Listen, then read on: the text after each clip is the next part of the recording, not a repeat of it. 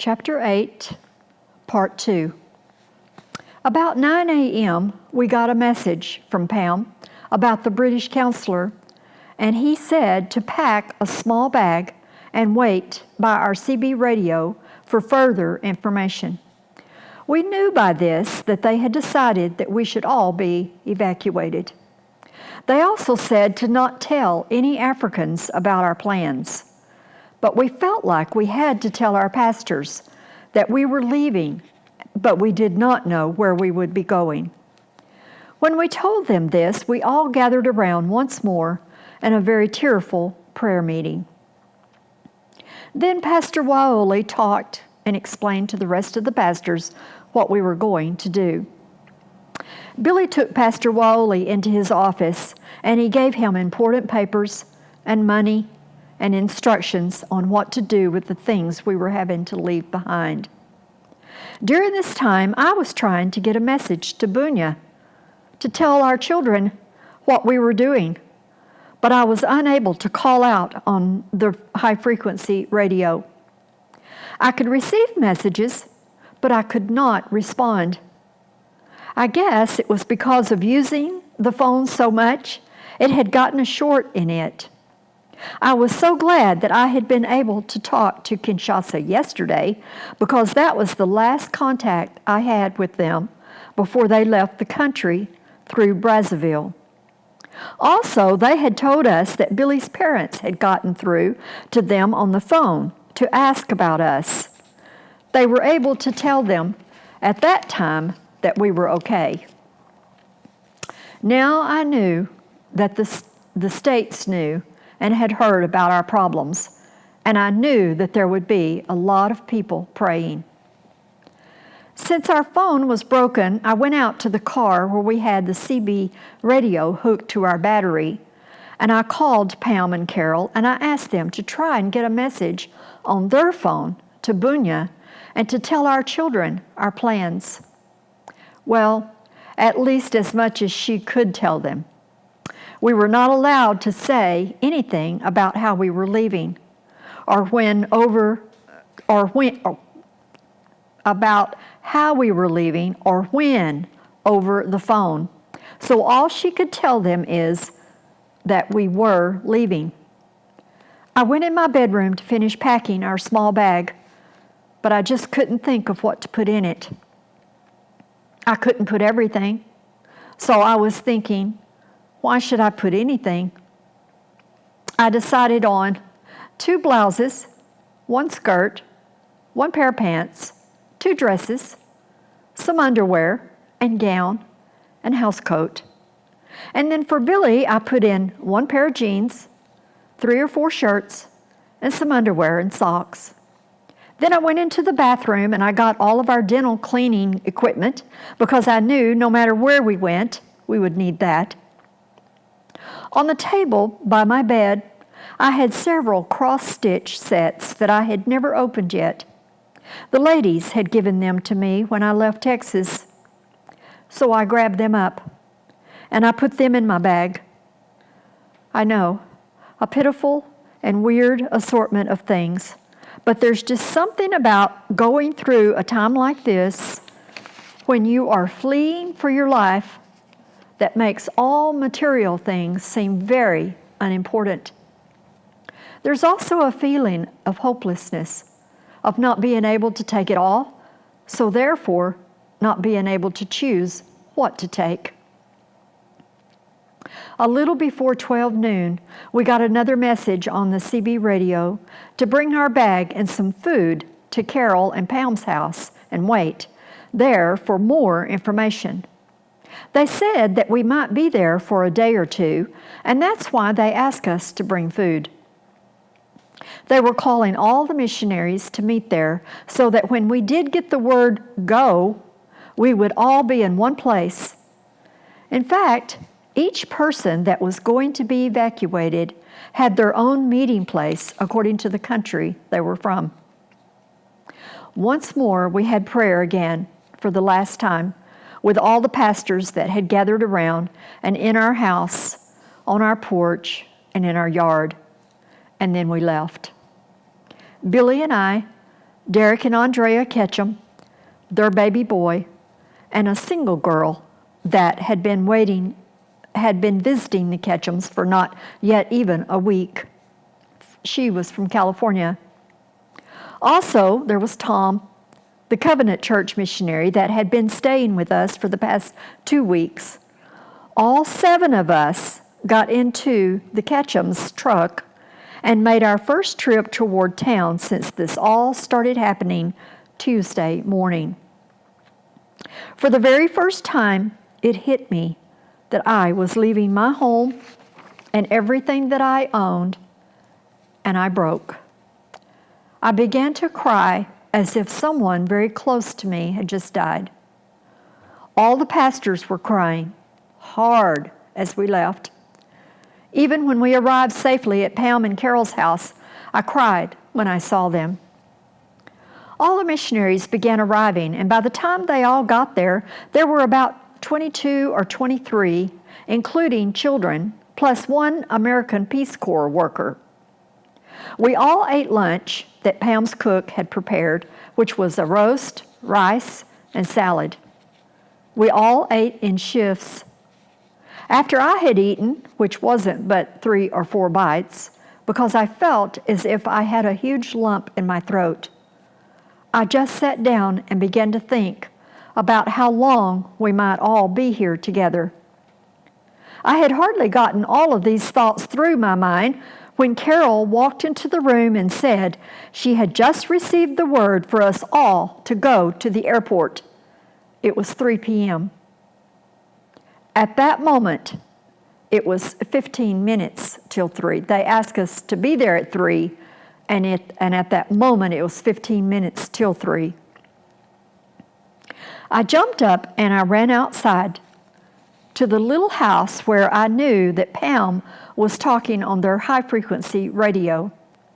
She was saying to someone in Bunya that we had just received word to go to the airport and that we did not know who was coming to get us or where we would be going. She had heard it was the French army coming for us, but we weren't allowed to say this over the phone. Then she told them that she was turning off the phone and there would be no more contact. Just before she turned it off, I asked to speak to the man, and I told him to please try one more time to get a message to my children and tell them that we were leaving Kisangani. He told me that they would take care of my children and for me to try not to worry about them. I couldn't help but think about what if we didn't make it to the airport, or who knew if the soldiers would try to block us from leaving, or what if we got sent out of the country and separated from our children. All of those feelings and more were really crowding in on me at the moment. Derek had driven back over to our house and picked up Pastor Waiole to come and go with us to the airport. He could then drive the truck back to the house instead of us just having to leave it at the airport where we knew it would be stolen or destroyed. When Derek returned with Pastor Waiole, we all got back into the truck like we were only about an hour and a half ago when we had all come over to Pam and Carol's house. As we were backing out of the driveway, we all started praying out loud. This was the only time during this whole ordeal that I actually was afraid. We had heard about the airport being guarded, so we did not know what to expect as we arrived. So we prayed all the way to the airport. I whispered the name of Jesus constantly and begged for his protecting hand. Also, I asked him for strength to face whatever may happen and to be with Jennifer and Jason. We were all shocked at the way town looked as we drove down the main street. Every single store was empty. Most had their doors torn off or windows broken out. Even burglar bars were bent or ripped out. The streets were so littered, it looked like a tornado had just blown over. Papers and trash were everywhere, even down the middle of the street. It looked like a ghost town, hardly anyone walking around. We had heard that just the night before, there had been a steady stream of people going into town and out, each one carrying armloads or pushing carts filled with merchandise they had stolen from the stores. But today, everything was gone. There was nothing left to steal. We passed only one soldier with a gun in his hands, but he hardly even looked our way. We arrived at the airport, and there were only 2 or 3 cars already there. I looked behind us, and there were about 10 or 15 cars following us. God had answered our prayers, and there was no one there except for a couple of soldiers walking around, and they did not have guns. Even the officials that are always there, working in the immigration department, and all the guards that were usually stationed at the doors, none of these were there. I knew it was a miracle. No one knew that almost every foreigner in Kisangani was coming to the airport, and that the French army planes were about to land and take us out of there. About 2 or 3 families, they were owners of stores in town, had arrived before us and was just sitting there when we walked in.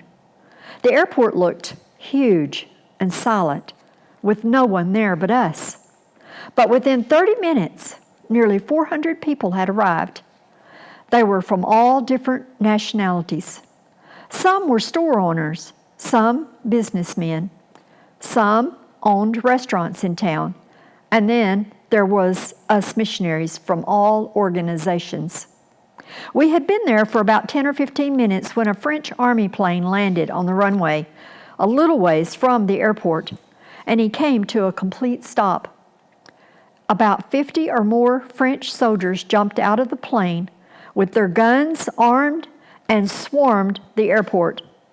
Some hit the ground with their guns aimed at the airport. Others ran toward the airport and came inside. Still, others climbed up and got on top of the building. They totally surrounded the airport. I looked around, and there was at least 2 or 3 soldiers stationed at every corner and entryway. Of course, we all knew that they were doing this to protect and guard us, but it was sort of funny because we all knew there was nothing to protect us from. They had no way of knowing that the Zairean soldiers were nowhere around. I don't know if this was because we had tried to keep our plans of leaving a secret and so no one was there to stop us from leaving, or if this was God's way of keeping us from harm. But I like to think it was God's divine plan. One soldier up on the balcony hollered out for our attention. First, he asked if anyone there was hurt or injured.